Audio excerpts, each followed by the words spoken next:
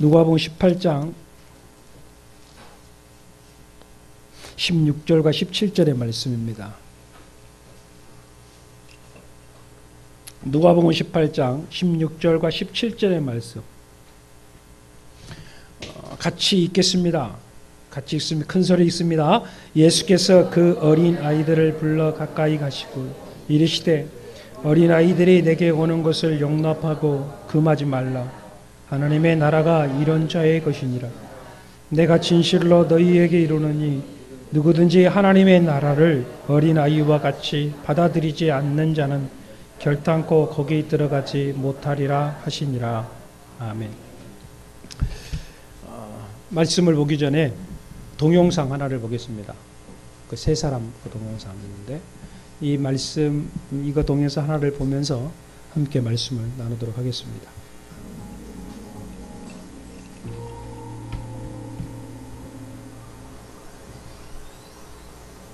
여기서 잠깐 되돌아가 볼까요?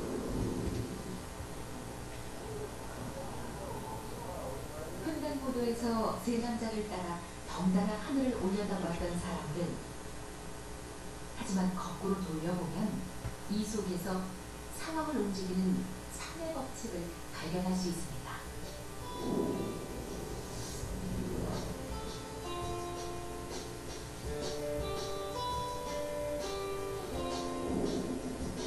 세 명의 남자가 거리 한복판에서 뭔가 발견한 듯 하늘을 올려다보는데 사실 이때 우리는 상황을 바꾸는 실험을 하고 있었지.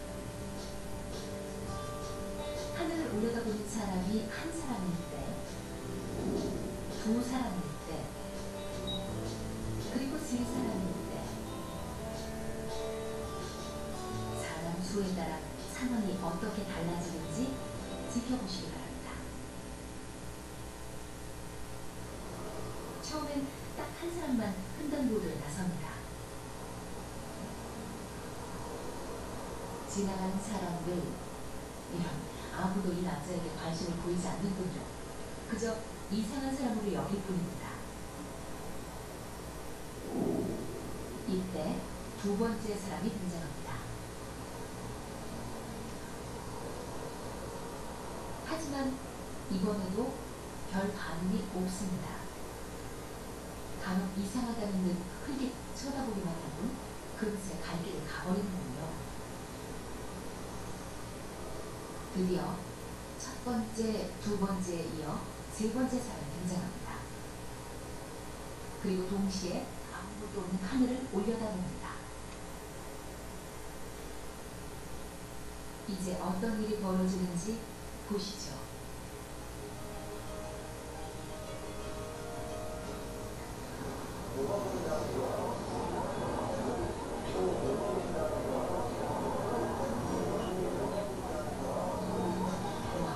놀랐습니다. 거리에 수많은 사람들이 발길을 멈추고 다 함께 하늘을 올려다봅니다.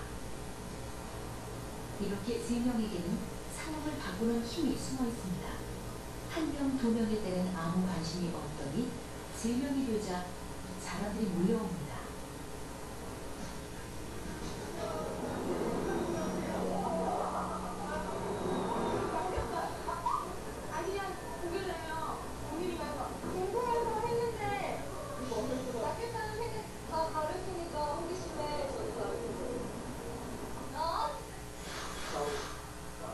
제작진은 이 영상을 심리학자들에게 공개해보기로 했습니다. 왜 세 명이 모이면 상황이 바뀌는 것일까요? That's wonderful. Good. Well done. You created a traffic jam. Well, that's the tipping point. You saw a tipping point. It's between 2 and 3. That was a good example. 2 people, nothing. 3 people, you've got the tipping point. When you begin to have 3, you have the concept of the group. So now it's a group norm, meaning a social rule, that there must be a good reason why 2 people are doing the same thing. 세 사람이 함께하면 누구도 함부로 할 수 없는 힘이 생깁니다. 이것이 바로 3의 법칙이죠. 그리고 이 3의 법칙으로 때로는 누군가의 목숨을 구할 수도 있습니다.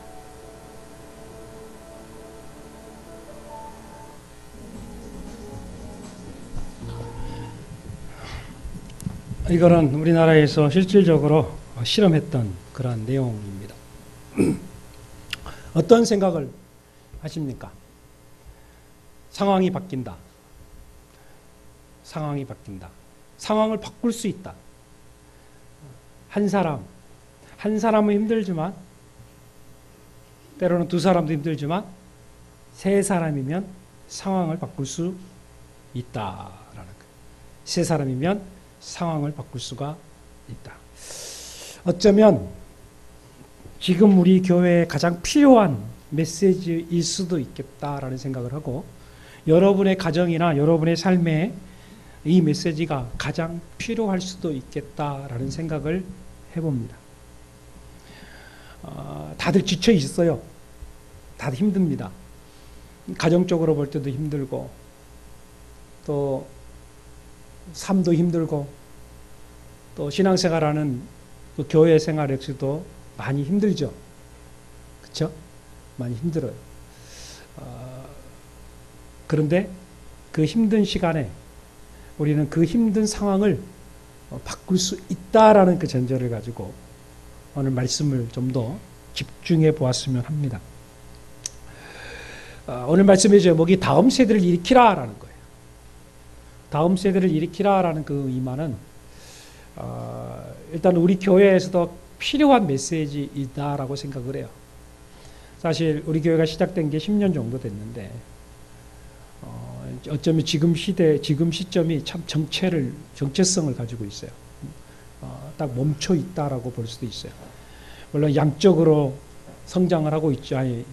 질적으로 성장을 하고 있지만 양적으로 멈춰 있는 것처럼 매주마다 누군가가 좀 등록해 오고 또 어떤 새로운 바람이 좀 불어오면 좋겠는데 그러지 못한 부분들이 사실 있을 수 있어요. 그러다 보니까 뭐 이렇게 되나 할 정도로 마음의 아픔도 있을 수 있겠지만, 그러나 우리는 또 하나의 지금 새로운 도약을 준비하고 있다라는 거죠. 그것이 바로 다음 세대예요. 그 다음 세대를 일으키기 위해서 우리는 지금 비전 센터를 시작을 했고, 또 그 비전 센터를 통하여서 우리가 그 일을 지금 이루어 나가고 있습니다. 우리 자녀들도 마찬가지입니다. 그 다음 세대에 우리 열방교회 다음 세대에 일으킬 수 있는 그러한 주역에 정말 내가 있다는 그 자체가 정말 감사하고, 또 그것이 하나님이 내게 주신 귀한 은혜라고 생각을 합니다. 그런데 비전 센터를 하면서 짧은 기간이지만 몇 명의 학부모를 만났습니다. 물론 우리가 우리 자녀들을 양육함에 있어서 관심도 많고 또 우리 자녀들을 잘 키워야 되겠다 그러는 생각도 하지만, 참 우리 주변에 있는 사람들이 하나같이 그런 생각을 하더라고요. 정말 특별하게 우리 아이를 키우고 싶고 또 특별하게 우리 자녀들을 양육하고 싶어하는 그러한 부모의 마음을 보았습니다. 그런데 이 부모와 상담을 해보다 보면, 물론 저 역시 부모이긴 하지만 저 역시 완벽한 사람이 아닙니다. 부족한 사람입니다. 그런데 그들과 함께 대화를 나누면서 한 가지 문제를 발견을 했어요. 그 문제는 뭐냐 하면, 부모가 먼저 치유가 되어야 할 텐데 라는 생각을 하게 된 거예요. 부모가 먼저 치유가 되어야 할 텐데 그 생각을 했어요. 부모가 치유되지 않은데, 부모가 상처가 나 있는데 자녀가 잘 되기를 바라고 자녀가 교육이나 그런 모든 민성이나 영성 부분에 회복이 되어지기를 바라는 그 모습을 보면서 참 제 나름대로도 깊은 생각을 해보았습니다. 그렇다면 다음 세대를 일으키는 교회, 다음 세대가 정말 하나님께서 원하시는 삶을 살아가도록 양육해야 될 부모의 자세, 그리고 다음 세대가 정말 하나님 앞에 쓰여지기를 원하는 그러한 성도들의 모습 속에서 먼저 준비되어야 될 것이 무엇인가 하면 바로 우리 자신 스스로가 치유가 되어져야 한다라는 거예요. 나의 자신이 치유가 되어져야 된다. 나 자신이 먼저 치유되어지지 아니하면 우리 자녀든 교회 자녀든 다음 세대든 간에 그게 힘들다라는 생각을 하게 된 것입니다. 내가 상처나 있는데 내가 힘들어하는데 누군가를 도와준다. 쉽지 않죠. 어렵습니다. 내 마음에 지금 상처가 있는데 내 자녀를 바르게 양육할 수 있다? 쉽지가 않죠. 어렵습니다. 매우 어렵습니다. 그렇다면 우리는 어떻게 해야 되겠느냐? 그것은 방법은 우리는 그 정답을 알 수 있어요. 그 정답은 뭐냐면 우리가 주를 만나는 거죠. 그리스도 안에서 우리 자신 스스로가 내 자신 스스로가 분명하게 치유가 되어 있어야 된다라는 사실입니다. 그런데 이 치유라는 개념은 우리 인간 스스로가 스스로 치유할 수 없습니다. 사람이 치유할 수 있다고 생각하십니까? 의사는 우리의 아픈 부위를 치료를 할 수 있어요. 그러나 우리의 마음의 상태는요, 치유하기가 어렵습니다. 물론 상담 심리학자들이 있어서 상담을 통해서 치유해 가지만 그러나 그것은 온전한 치유가 안 돼요. 저 역시 상담학을 공부를 했어요. 그런데 일반 상담학에서는요, 전인 치유라는 단어를 사용을 할 수가 없습니다. 그래서 사용하지 않습니다. 왜냐하면 순간 얼마 동안 약간의 얼마 만에 그 마음의 상태라든지 그 정신적인 상태를 치유할 수 있도록 도와주지만 치유 불가능해요. 그러면 사람을 통해서 치유받을 수가 없습니다. 그렇다면 우리가 진정 치유받을 수 있는 방법은 무엇인가? 한 가지밖에 없어요. 성령의 은혜입니다. 성령만이 치유할 수 있다. 그래서 성령을 통해서 치유된다는 말을 우리는 전인 치유가 된다라고 표현을 해요. 그래서 상담자들은 나의 말과 나의 경험과 나의 지식으로 그들을 치유하는 것이 아니라 성령을 통해서 그들이 치유되기를 위해 기도하고 성령의 만지심과 성령의 도우심을 간절히 구하면서 그들이 치유되기를 원할 때에 성령은 그들을 찾아가셔서 그들을 위로해 주시고 그들과 만나서 그들의 상처를 어루만져 주십니다. 그러면 그가 성령을 통해서 진정한 치유와 회복을 받는 경우를 보게 되는 것이죠. 그러므로 우리가 할 수 있는 것은 뭐냐면 내가 치유될 수 있는 방법은 뭐냐면 내 안에 성령의 은혜가 주어져야 한다라는 거예요. 바로 그거예요. 그 성령의 은혜가 내게 있어야 된다는 거죠. 자, 우리가 사무엘이 귀하게 성장했던 것을 성경을 통해서 봅니다. 위대한 이스라엘 지도자가 됐죠. 그런데 사무엘이 사무엘 되기까지 누가 있었느냐 하면 어머니 한나가 있었어요. 그런데 한나는 어떤 여인이냐면 상처투성인 여인이었습니다. 자녀를 낳지 못한 상처투녀. 얼마만큼 그 자녀를 원했는지 성경을 통해서 사무엘상을 통해서 우리는 발견할 수 있어요. 그것 때문에 남편과 심한 갈등까지 있었어요. 오직 그랬으면 남편이 화를 내면서 당신이 아이를 낳지 못한 것이 나 책임이냐? 하나님께 따져라 할 정도로 했다는 이야기죠. 결국 그 한나는 외로운 여인이었어요. 상처투성인 여인이었어요. 자기의 마음, 자기의 심리 상태를 알 수 있는 사람은 아무도 없었어요. 그렇기 때문에 한나는 자신 스스로를 포기할 수 없었어요. 그래서 그가 선택한 것은 뭐였느냐 하면 하나님의 집 실로에 올라가는 거였어요. 성전에 올라갔어요. 근데 성전에 올라가서 하나님 앞에 기도했는데 그곳에 계시는 엘리 선지자, 즉 제사장도 한나의 마음을 알지를 못한 거예요. 하나님 앞에 간절히 기도하고 있는 그 한나를 보면서 아침부터 대낮부터 술 먹고 너가 술주정할 정도냐라고 말할 수 있는 목회자라고 한다면 여러분이 신뢰가 되겠습니까? 만에 하나 여러분들이 낮에 와서 하나님 앞에 기도하고 있는데 목사님이 제가 와가지고 권사님 아침에 무슨 술 먹고 와가지고 그렇게 기도하면 이렇게 하면은 뭐라 하겠어요? 아이고 영성도 없는 뭐 이러지 않겠어요? 똑같은 상황이라는 말이죠. 그만큼 한나는 주변에 아무도 없었다는 이야기죠. 그럼에도 불구하고 하나님 앞에 기도하는 것을 포기하지 않았고 하나님을 선택했다는 이야기죠. 간절한 마음으로 하나님 앞에 부르짖어 기도했을 때에 그에게 응답이 찾아오지 않습니까? 바로 그 응답, 하나님의 그 응답을 말미암아 그 응답이 주어졌을 때에 그 마음속에는 기쁨이 찾아왔고 감격이 찾아왔어요. 그리고 그 기쁨과 감격, 그것으로 인하여 한나의 마음이 치유가 되어졌어요. 그 치유된 그 한나를 통하여서 사무엘이 하나님 앞에 드림받았고 그 사무엘이 한나의 기도와 양육을 통하여서 물론 성전 안에서 그가 성전 안에서 자랐지만 해년마다 한나는 그 아들 사무엘에게 옷을 갖다 주면서 그냥 갖다 줬겠습니까? 정말 애정과 사랑으로 격려하고 정말 복된 말을 하면서 하지 않겠어요? 그것을 통해서 사무엘이 성장했던 것을 발견할 수 있습니다. 그렇다면 우리 자녀들이 치유가 되어지고 우리 교회가 치유가 되어지고 우리 다음 세대가 치유되기 위해서는 먼저 내 자신 스스로가 치유가 되어져야 한다는 거죠. 그렇다면 나 자신이 치유할 수 있는 방법은 무엇이냐면 바로 내 자신이 성령 충만함을 받는 방법밖에 없다.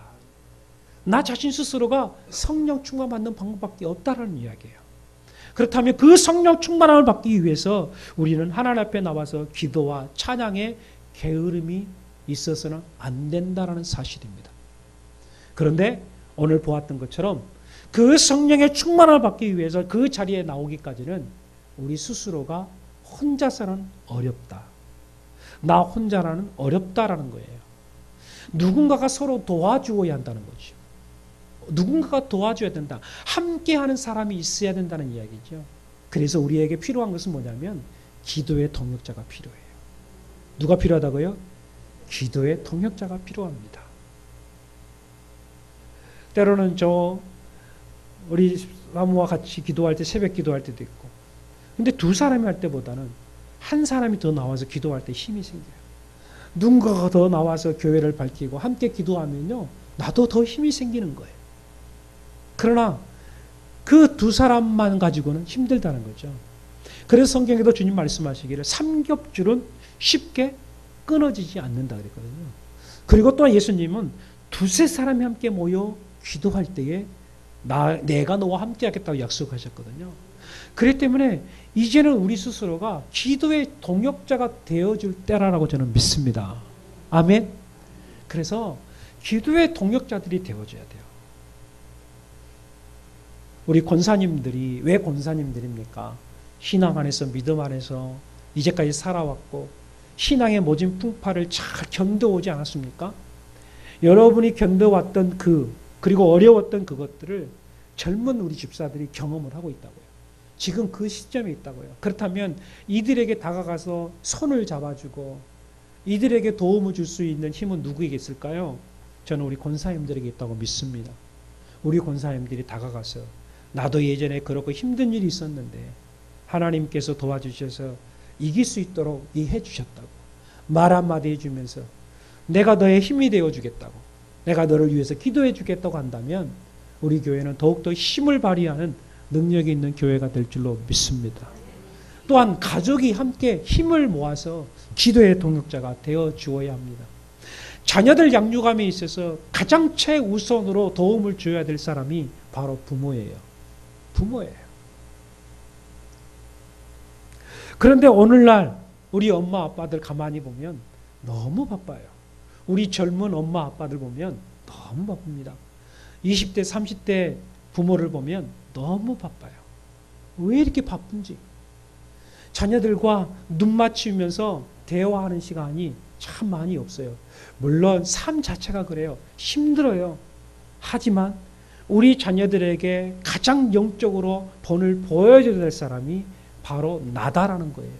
내 자신 스스로가 본인을 보일 때에 우리 자녀들은 그 안에서 사랑을 느끼게 되고 사랑을 배우고 그리고 사회성을 배우게 되는 것입니다. 어제도 잠깐 이야기를 나눴지만 그거예요. 우리 자녀들이 굉장히 말이 거칩니다. 우리 자녀들이 말이 거친다라는 거예요. 엄마에게 아빠에게 친구들과의 관계 속에서 말이 거칠다라고 이야기를 하고 있어요. 그런데 이 아이들이 말이 거치는 이유가 무엇 때문일까? 우리 아이들은 대다수 보세요. 어디냐면 집과 유치원이에요. 유치원에서 배웠든지 집에서 배웠든지 아니면 교회에 나온 아이라면 교회에서 배웠든지 세 곳에서 배웠겠죠. 길거리에 놀이터에서 물론 거기서도 배웠겠죠. 우리 아이들이 말이 거치는 이유가 어디서 배웠을까? 어린이 유치원에서 배웠을까요? 아니면 교회에서 배웠을까요? 아니면 엄마 아빠의 입에서 나오는 말을 통해서 배웠을까요? 어디에서 배웠을까요? 우리 부모는요, 자식들을 다 사랑합니다. 사랑해요. 정말 내 눈을 떼어줘도 아깝지 않고 내 콩팥 하나를 잘라줘도 아깝지 않습니다. 심지어는 내 간을 쪼개서라도 내 자식에게 줄 수 있는 게 우리 부모예요. 저는 여기 계신 분들이 다 그런 부모라고 저는 믿습니다.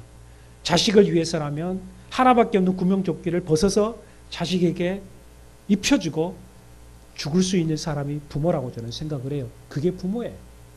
이렇게 사랑하는 우리 자녀들에게 우리들은 자녀들에게 대화를 나눌 때 가만히 지켜보면 어떤 말을 하느냐 하면 여러분이 더 잘 알죠.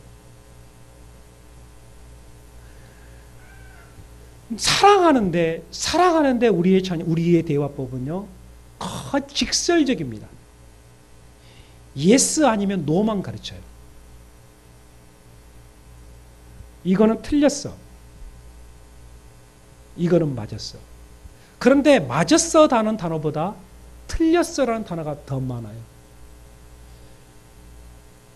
예전에 한 예화도 들을 수 있었죠.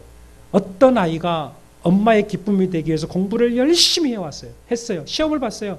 그런데 한 문제가 틀려서 99점을 맞았어요. 그런데 99점을 맞았는데 그 아이가 얼마나 기쁜지 엄마에게 엄마! 시험지 딱 내렸더니 엄마가 딱 하는 말이 이 한 문제 왜 틀렸어? 이거예요. 이때 아이에게 찾아오는 게 낙심이거든요. 저도 그럴 수 있겠어. 저도 그러라고 생각을 해요. 왜 틀렸어? 이거 너 몰라? 이거 아는 문제잖아. 그렇다면 우리가 좀 더 우리가 회복되어 있는 사람이라면 잘했어. 참 잘했어. 이것도 아는 문제였을 텐데 실수했구나. 우리가 조금 말만 바꿀 수만 있다면 우리 아이들이 어떠할까 하는 생각을 해봐요. 예수님께서는 이 방법을 많이 사용하셨습니다. 누가복음 10장 10절에 보면은 예수님께서 제자들과 대화를 나누실 때에 질문과 답변의 식을 굉장히 많이 사용을 하셨습니다. 누가복음 8장 30절에서도 이렇게 표현합니다. 마가복음 4장 30절에 보면 예수님의 제자들에게 하나님의 나라를 무엇으로 비유할 거라고 했어요. 하나님의 나라에 대해서 전혀 알지 못하는 제자들, 예수님이 알려주신 말에 대해서 깨닫지 못한 제자들에게도 예수님께서는 비유를 설명하시면서 제자들에게 질문을 해요. 하나님의 나라를 무엇으로 질문할까?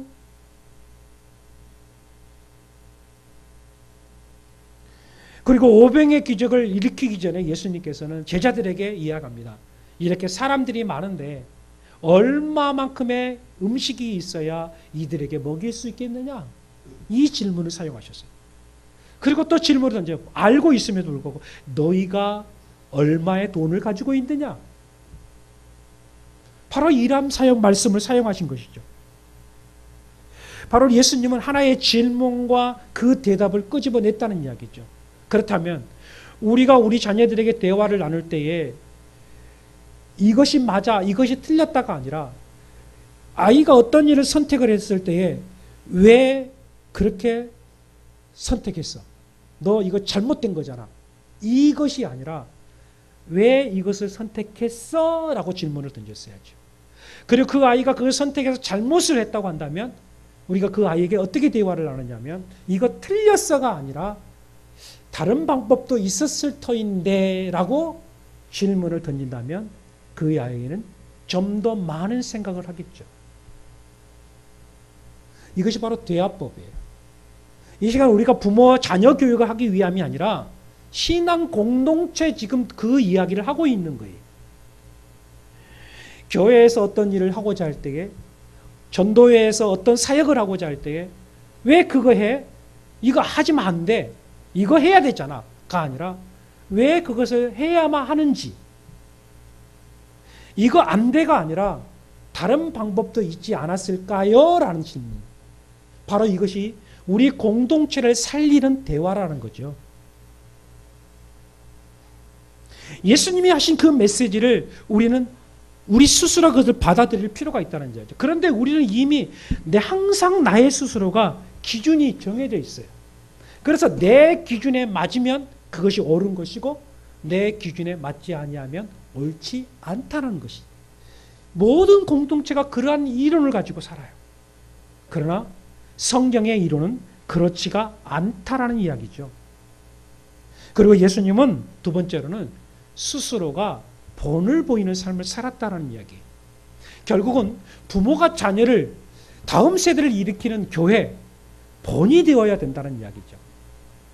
자, 우리가 우리 자녀들에게 말씀을 양육하면서 우리 자녀들에게 공부를 요구합니다. 그런데 나 자신 스스로는 아이들에게 책을 읽는 모습을 한 번도 보여주지 않는 모습 속에서 우리 자녀들에게 뭔가를 요구한다면 우리 자녀들은 다르겠죠.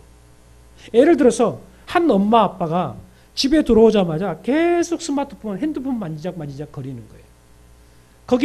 그걸 만지작 거리면서 게임만 하고 있어요. 자연스럽게 아이들도 스마트폰을 가지고 그걸 가지고 게임을 하겠죠. 그런데 엄마가 너 안 돼! 라고 이야기를 해요. 지금 공부할 시간이야. 그래서 엄마는 계속 만지작거려요. 그러면 아이의 시선으로 볼 때는 어떤 시선을 볼까요? 아이들이 속으로 볼 때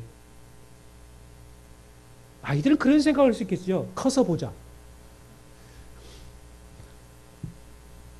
그리고 또 이야기합니다. 나도 빨리 어른 돼야지. 왜? 내가 빨리 어른 돼서 내 마음대로 하고 싶다는 거예요. 그게 아이들의 생각이에요. 그렇다면 우리 아이들을 가르칠 때에 내가 해야 될 것은 뭐냐면 내가 아이들에게 정말 책을 읽게 한다든지 성경을 읽게 한다면 내가 가지고 있는 손에 있는 스마트폰을 내려놔야죠. 덮어야죠. 그리고 함께 성경을 보면서 성경을 읽어야죠. 그것이 바로 본이 되는 거예요. 교회도 마찬가지입니다. 성경에 보면 예수님께서 빛과 소금의 역할을 감당하라고 했어요. 그 빛과 소금의 역할은 뭐냐면 내가 댐댐이가 되어져서 본의 모습을 보여야 된다는 거죠. 교회가 교회에서 역할을 감당해야 된다는 것이죠. 한 사람의 시작이 두 사람의 시작이 세 사람이 된다면 그 세 사람을 통해서 분명한 변화가 일어나게 되는 줄로 저는 믿습니다. 그것이 바로 우리 교회, 그것이 바로 영향력이고 앞으로 지향해야 될 부분이라는 거예요. 이것을 가지고 우리가 살아야 된다는 것이죠. 그것이 바로 헌신된 마음 속에서 이루어지는 것입니다. 사랑하는 성도 여러분, 다 힘들어요. 다 힘듭니다. 어렵습니다. 그러나 어렵다고 해서 포기하면 안 돼요. 나 한 사람부터 시작이 되어지면 그 한 사람 한 사람이 모여져서 두 사람이 되고 세 사람이 되어질 때는 분명히 변화가 주어지게 되는 거예요. 저는 그 변화의 주역 속에 저와 여러분이 함께하기를 축복합니다. 그래서 부부가 함께 오늘부터 시작을 해보십시오. 자녀들을 위해서 다시 한번 시작해 보십시오. 말을 바꿔보고 행동을 바꿔보고 그리고 함께 모여서 기도하면서 나아갈 때에 분명한 변화는 일어나게 될 것이다.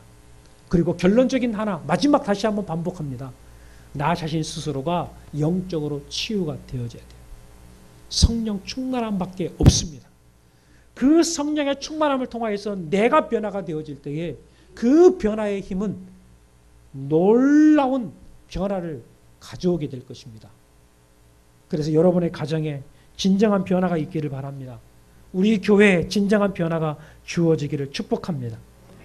이 시간 우리가 하나님 앞에 고백하기를 사랑합니다 주님, 사랑합니다 예수님, 이 찬양을 부르면서 하나님, 내가 치유되기를 원하고 나의 가정이 치유되기를 원하고 우리 자녀들이 치유가 되어져서 정말 하나님 앞에 쓰임받는 우리 가정이 될 수 있도록 위해서 이 시간에 간절한 마음으로 함께 기도할 수 있기를 바랍니다.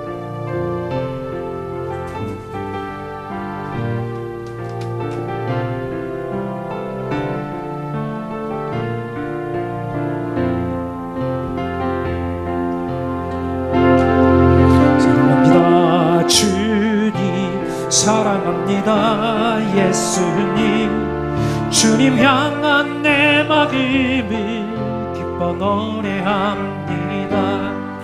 내가 아프고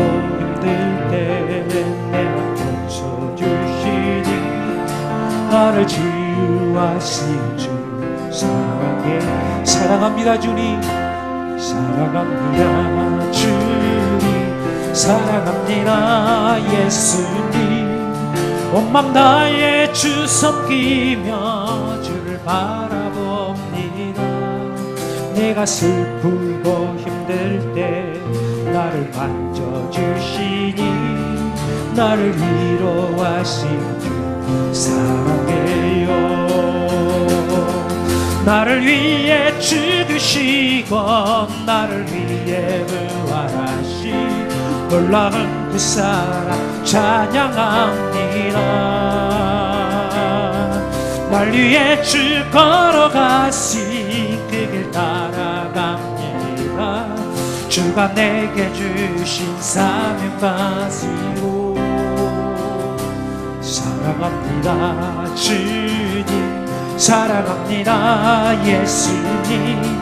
주를 향한 내 마음이 기뻐 노래합니다. 내가 아프고 힘들 때 내 맘 고쳐주시니 나를 치유하신 주 사랑해. 다시 한번 고백합니다. 사랑합니다 주님, 사랑합니다 예수님. 주를 향한 내 마음을 기뻐 노래합니다. 내가 아프고 힘들 때 내가 고쳐주시니 나를 치유하신 주 사랑해요. 사랑합니다 주님, 사랑합니다 예수님. 온 맘 다해 주 섬기며 주를 바라봅니다. 내가 슬프고 힘들 때 나를 만져주시니 나를 위로하신 주 사랑해요. 아멘. 나를 위해 죽으시고 나를 위해 부활하시 놀라운 그 사랑 찬양합니다.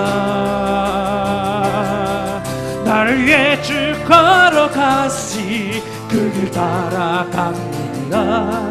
주가 내게 주신 사명 가지고